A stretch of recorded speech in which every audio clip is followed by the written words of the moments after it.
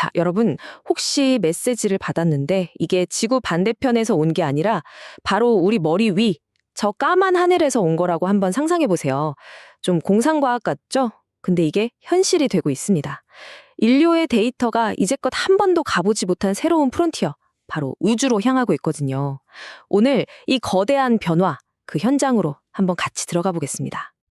이게 뭐냐면요. 바로 지난달에 지구 궤도 위에서 온전히 우주에서만 훈련받고 작동된 최초의 인공지능이 보낸 역사적인 첫 메시지입니다. 네, 진짜로요. 이건 더 이상 영화 속 얘기가 아니라 바로 지금 우리 눈앞에서 벌어지고 있는 현실인 거죠. 아니, 근데 왜 굳이 우리의 데이터를 저 멀고 먼 우주까지 보내야 하는 걸까요? 그 이유는요, 생각보다 아주 간단합니다. AI에 대한 우리의 이 끝없는 욕심과 수요가 우리가 발딛고 사는 이 소중한 지구의 자원을 거의 한계점까지 몰아붙이고 있기 때문이에요. 와, 이 숫자 한번 보세요. 1000테라와트시. 이게 뭐냐면요. 불과 2년 뒤, 그러니까 2026년에 전 세계 데이터 센터가 쓸 걸로 예상되는 전력량이에요. 1000테라와트시. 감이 잘 안 오시죠? 이게 어느 정도냐면 일본이라는 나라 전체가 1년 내내 쓰는 전력량이랑 똑같은 양입니다. 정말 어마어마하지 않나요? 그런데 말이죠. 문제는 단순히 전기를 많이 쓰는 데서 그치질 않아요. 여기 보시는 것처럼 AI 서버는요, 기존 데이터 센터보다 열을 식히는 데에만 최소 50%나 더 많은 전력을 씁니다. 이건 뭐 말 그대로 지구의 에너지와 물을 그냥 통째로 집어삼키는 거대한 하마 같은 존재가 되어버린 거죠.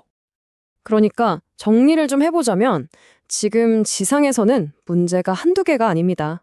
첩첩산중이에요. 엄청난 자원을 쓰는 건 기본이고 이제는 데이터 센터를 지을 땅 찾기도 하늘의 별 따기죠. 또 지역 주민들은 우리 동네는 안 된다고 반대하죠. 거기다가 데이터 센터가 뿜어내는 그 뜨거운 열기 때문에 도시 전체가 더워지는 열섬 현상 같은 심각한 환경 문제까지 생기고 있습니다. 그런데 정말 놀랍게도 이 모든 문제에 대한 아주 우아한, 거의 완벽에 가까운 해결책을 우주가 딱 제시합니다. 이 표를 보시면 그 차이가 그냥 한눈에 확 들어오죠. 지구랑은 비교도 안 되게 우주에는 24시간 내내 가릴 것 없는 무한한 태양 에너지가 쏟아집니다. 냉각은요? 와, 이건 더 극적이에요. 영하 수백 도의 텅 빈 진공 상태, 그 자체가 그냥 완벽하고 공짜인 자연 냉각 시스템이 되어주는 겁니다.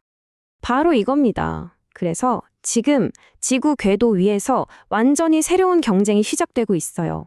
야심만만한 개척자들이 저마다의 영토를 차지하려고 달려드는 그야말로 21세기 버전 우주 골드러시가 펼쳐지고 있는 겁니다.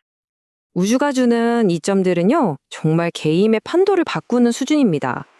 24시간 내내 대기 방해도 없이 태양 에너지를 100%다 쓸 수 있고요. 그 극한의 추위와 진공 상태 덕분에 냉각 비용은 사실상 제로에 가까워지죠. 심지어 데이터 전송 속도마저 광섬유보다 빠르다고 합니다. 이런 엄청난 메리트가 있으니 지금 전 세계의 돈이 우주로 몰려들고 있는 겁니다. 이 타임라인을 한번 보세요. 이게 무슨 먼 미래의 얘기가 아니라는 걸 바로 알 수 있죠. 중국은 벌써 첫 발을 뗐고 미국 스타트업은 궤도에서 AI 훈련까지 성공시켰습니다. 심지어 2027년에는 우주에서 중력적으로 가장 안정된 특별한 지점, 라그랑주점이라는 곳에 상업용 데이터 저장소를 만들겠다는 계획까지 나왔어요. 경쟁은 바로 지금 정말 무서운 속도로 진행되고 있습니다. 주요 플레이어들의 전략도 다 제각각이라 재밌습니다. 미국은 아주 민첩하고 빠른 스타트업들이 혁신을 이끌고 있고요. 중국은 국가가 직접 나서서 무시무시한 속도로 밀어붙이고 있죠. 반면에 유럽은 공공과 민간이 손을 잡고 조금 더 장기적인 관점에서 친환경적인 개발을 하려고 하고요.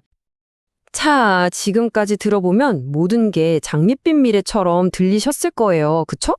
하지만 이 새로운 개척지에는 우리가 아직 상상도 못한 거대한 위험이 도사리고 있습니다. 그리고 진짜 가장 큰 문제는요, 어쩌면 기술적인 게 아닐지도 모릅니다.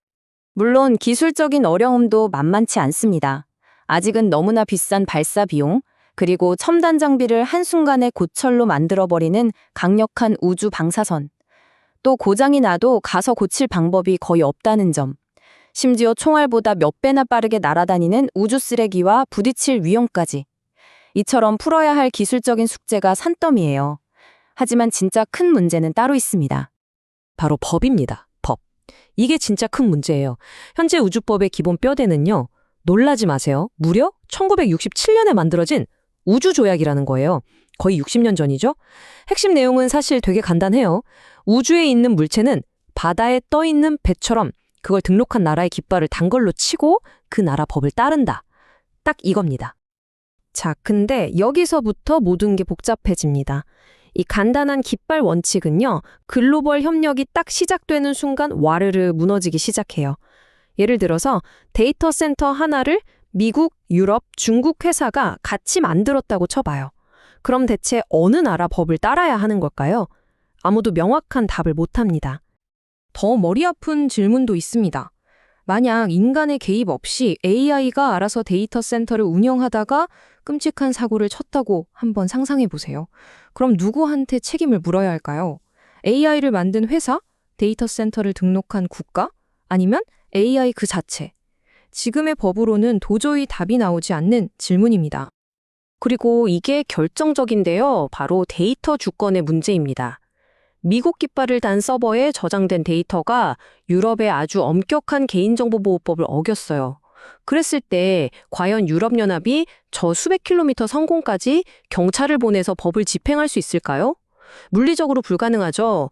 결국 기술은 저 하늘 위에 있는데 책임은 이 땅에 남아있는 아주 모순적인 상황이 벌어지는 겁니다. 그럼 이제 이 모든 것들이 우리에게, 바로 우리 자신에게 어떤 의미를 갖는지 한번 생각해 볼 시간입니다. 이 거대한 우주 경쟁의 판도는 과연 무엇일까요? 핵심은 바로 이겁니다.